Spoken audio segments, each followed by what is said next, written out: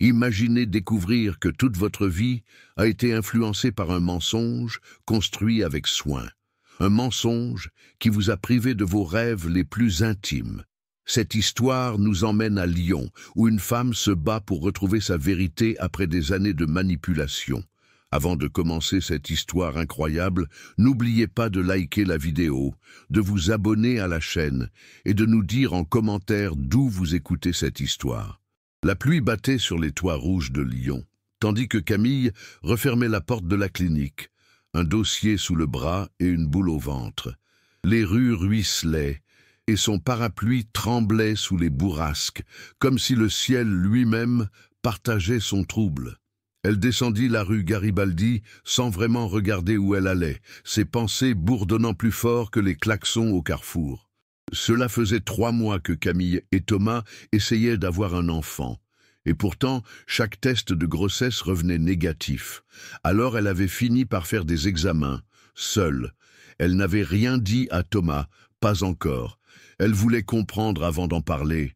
Le médecin l'avait reçu avec douceur, mais les mots étaient tombés comme une lame. Votre réserve ovarienne est pratiquement inexistante. Ce genre de stérilité est rare à votre âge, Camille. Il y a peut-être eu une intervention hormonale ancienne. Vous souvenez-vous de traitements passés? Camille avait secoué la tête. Non, aucun traitement, rien. Elle avait 31 ans, une vie saine, jamais fumé, presque pas bu. Ce verdict n'avait aucun sens. Le soir, Thomas l'accueillit avec un sourire fatigué, un plat de pâtes et une odeur familière d'ail et de basilic. Il parlait d'un collègue qui partait en congé paternité, riait doucement en rangeant la vaisselle. Camille l'observait, la gorge serrée. Comment lui dire que son rêve de famille allait peut-être s'effondrer? Mais quelque chose d'autre clochait. En fouillant dans ses souvenirs, un détail qu'elle avait toujours écarté revenait avec insistance. Sa belle-sœur, Marianne. 3 ans plus tôt, à la suite d'un dîner trop arrosé, Marianne l'avait prise à part. « Tu sais, tu devrais faire attention à ce que tu veux vraiment, Camille. Un enfant, ça change tout. Et Thomas, il est bien comme il est. Pas sûr qu'il tienne le coup s'il doit tout chambouler pour un bébé. » À l'époque, Camille avait ri. Marianne était excentrique, parfois intrusive, mais inoffensive. Non? Cette nuit-là, Camille fouilla dans ses papiers, son armoire à pharmacie, ses souvenirs. Et un nom lui revint en mémoire. Un complément alimentaire offert par Marianne il y a 2 ans. Naturel, disait-elle. Bon pour l'énergie. Camille en avait pris pendant près de 6 mois. Le lendemain, elle appela un pharmacien, puis un autre. Le 3e reconnut enfin le produit, un complément contenant un principe actif connu pour impacter la fertilité, dans certains cas, de manière durable. Camille sentit son monde basculer. Et si sa stérilité n'était pas naturelle? Et si quelqu'un l'avait provoquée? Mais pourquoi? Et qui avait intérêt à ce qu'elle ne tombe jamais enceinte? Camille passa la journée suivante comme un automate. Ses mains préparaient le café, répondaient à des emails, mais son esprit n'était ailleurs, rivé sur ce flacon qu'elle avait retrouvé au fond d'un tiroir. Fertevia Nature, en lettres vertes, presque inoffensives. Mais désormais, chaque syllabe semblait crier la trahison.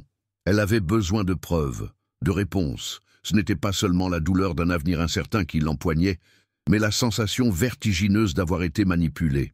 Elle attendit que Thomas parte au travail pour composer un numéro qu'elle n'avait jamais pensé appeler, celui de Marianne. La voix familière répondit après 2 tonalités, joyeuse comme toujours. « Camille?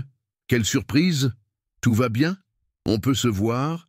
Juste toi et moi. » Un court silence, puis, « Bien sûr. Passe à la maison vers 15 heures. Thomas n'est pas au courant? » Non, pas encore. Le rendez-vous fut tendu dès les premières minutes. Marianne servit un thé aux agrumes, son sourire habituel légèrement crispé. Camille ne tourna pas autour du pot. « Tu te souviens des compléments que tu m'as donnés il y a 2 ans? Fertevia Nature? » « Oui. Pourquoi?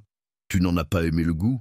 plaisanta-t-elle. « Il contenait un actif qui réduit la fertilité, tu savais ça ?» Le visage de Marianne se figea un instant, une fraction de seconde, presque imperceptible. Puis elle haussa les épaules. « Camille, Je t'ai juste recommandé ce que moi je prends. Tu sais bien que je suis épuisé avec mes 3 enfants. Mais moi, je voulais un enfant. Tu le savais.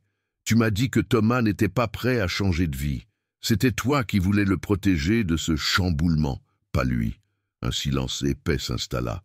Marianne finit par poser sa tasse, le regard fuyant. « Je t'aime bien, Camille. Mais tu ne comprends pas? Thomas, c'est mon petit frère. Il n'est pas aussi fort que tu le crois. Il a fait une dépression quand son ex l'a quitté. Il avait besoin de stabilité, pas de tout remettre en question. Alors, tu t'es permis de décider à sa place, à la mienne. Je voulais le protéger. Tu l'as trahi et tu m'as détruite. » Camille se leva, tremblante. Elle n'attendit pas de réponse. Dehors, la pluie avait cessé, mais le ciel restait lourd. En rentrant chez elle, elle se sentit vide, comme si le sol s'était dérobé sous ses pieds. Elle savait maintenant que sa stérilité n'était pas un accident, mais elle ne savait toujours pas comment en parler à Thomas. Et surtout, elle ne savait pas encore s'il choisirait la vérité ou la loyauté envers sa sœur. Camille passa le reste de la semaine à faire semblant, à sourire quand il fallait, à parler de tout, sauf de ce qui brûlait en elle. Elle voulait trouver le bon moment. Mais y avait-il seulement un moment juste pour dire à l'homme que vous aimez que sa sœur a peut-être saboté votre avenir ensemble? Le samedi matin, Thomas prépara des croissants maison. La cuisine sentait le beurre chaud, la confiture d'abricot, et Camille sentit les larmes monter sans prévenir. Il s'assit en face d'elle, le visage radieux. « Tu sais, j'ai pensé, et si on consultait un spécialiste ensemble? Je ne veux pas qu'on abandonne l'idée d'avoir un enfant. » Ces mots lui brisèrent le cœur. « Thomas, il faut que je te dise quelque chose. » Il fronça les sourcils. Camille inspira profondément et raconta tout. Le médecin, le complément, la conversation avec Marianne. Elle ne cacha rien, pas même sa colère, pas même son doute. Thomas resta silencieux longtemps. Il se leva, marcha dans le salon, passa une main dans ses cheveux. « Tu es en train de dire que ma sœur t'a rendu stérile, intentionnellement? Je ne peux pas le prouver. Mais elle savait, elle m'a menti, et maintenant je ne peux peut-être jamais être mère. Non, non, c'est impossible. Marianne ne ferait jamais ça. Tu ne veux pas y croire, mais moi, je l'ai vu dans ses yeux, Thomas. Elle ne regrette même pas.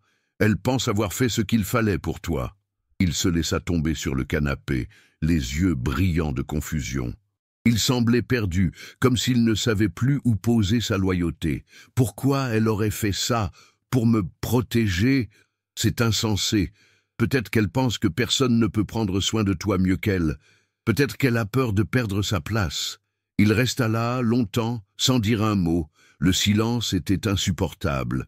Puis, lentement, il se leva. « Je dois lui parler. » Camille ne le retint pas. Elle le regarda partir, la gorge serrée. 1 heure passa. 2, 3. Quand il revint, le visage fermé, elle sut que les mots avaient été dits. Mais elle ne savait pas encore lesquels. « Elle a avoué, dit-il simplement. Elle ne pensait pas que ça aurait des effets aussi durables. Elle croyait que tu arrêterais après quelques semaines. Et toi, tu la crois? Je ne sais plus ce que je crois, mais je sais que je t'aime. Et je veux qu'on se batte ensemble, qu'on fasse tout ce qui est possible, Camille. » Les larmes coulèrent sur son visage. Pour la première fois depuis longtemps, ce n'était pas de douleur, mais de soulagement. Le lundi suivant, Camille et Thomas avaient rendez-vous dans une autre clinique, spécialisée en fertilité. Le médecin, une femme au regard doux et à la voix posée, les reçut avec bienveillance. « Les dommages sont réels, » dit-elle après les analyses. « Mais il y a peut-être des solutions. Ce ne sera pas facile, ni rapide. Mais si vous êtes prêts à traverser ça ensemble, je ne vous dirai pas que c'est impossible. » Ce mot, « pas impossible », resta dans la tête de Camille tout l'après-midi. Elle n'avait pas de certitude, mais elle avait un espoir. Et c'était déjà beaucoup plus qu'elle n'avait cru avoir une semaine auparavant. Le soir, ils dînèrent en silence. Puis Thomas prit la main de Camille. « J'ai mis des limites avec Marianne, » dit-il. « Je lui ai dit que si elle ne reconnaissait pas la gravité de ce qu'elle a fait, elle n'aurait plus de place dans notre vie. » Camille hocha la tête. le cœur partagé entre tristesse et gratitude. « Je ne veux pas t'éloigner de ta famille. Ce n'est pas toi qui l'as fait, c'est elle. » Le lendemain, Camille décida de ne pas retourner travailler tout de suite. Elle s'accorda quelques jours pour se retrouver. Elle écrivit, marcha longtemps le long des quais du Rhône, observa les passants, les enfants en trottinette, les mères fatiguées et rayonnantes. Elle repensa à tout ce qu'elle avait cru être solide, la confiance, les liens familiaux, son propre corps, et à tout ce qui avait vacillé. Mais malgré cela, elle se sentait vivante. Elle n'était plus une victime passive d'une décision volée. Elle reprenait son histoire en main. Un soir, Thomas rentra avec un sac de courses et un sourire hésitant. « J'ai acheté des graines. Pour le balcon, j'ai lu que faire pousser quelque chose ensemble, ça aide à se projeter. » Ils passèrent la soirée à planter des herbes aromatiques et des fleurs. Ce n'était pas un bébé, ce n'était pas une promesse médicale, mais c'était un début. Des semaines plus tard, Camille reçut un appel inattendu. Le laboratoire qu'elle avait contacté pour analyser les composants du Fertevia venait de confirmer que le produit contenait bien un dosage illégal de certains inhibiteurs hormonaux. Elle avait maintenant des preuves concrètes.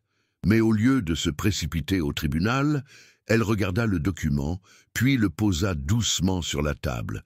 Ce n'était plus la vengeance qui guidait ses pas. Ce qu'elle voulait, désormais, c'était reconstruire, à partir de la vérité, avec celui qui avait choisi de rester.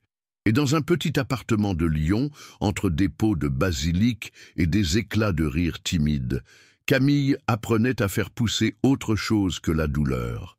L'espoir. Et voilà. C'est ainsi que Camille, après avoir vu son monde s'effondrer, a choisi de ne pas rester dans l'ombre du mensonge, mais de se relever avec courage. Cette histoire, comme tant d'autres, nous rappelle que la vérité peut faire mal, mais elle peut aussi libérer. Si cette histoire vous a touché, s'il vous plaît, abonnez-vous à la chaîne. C'est grâce à votre soutien, à chaque clic sur le bouton « S'abonner » que je peux continuer à écrire et partager ces récits. Sans vous, ce travail ne serait tout simplement pas possible. Merci d'avoir écouté jusqu'au bout. Et n'oubliez pas, parfois, il faut traverser la tempête pour voir refleurir les choses simples.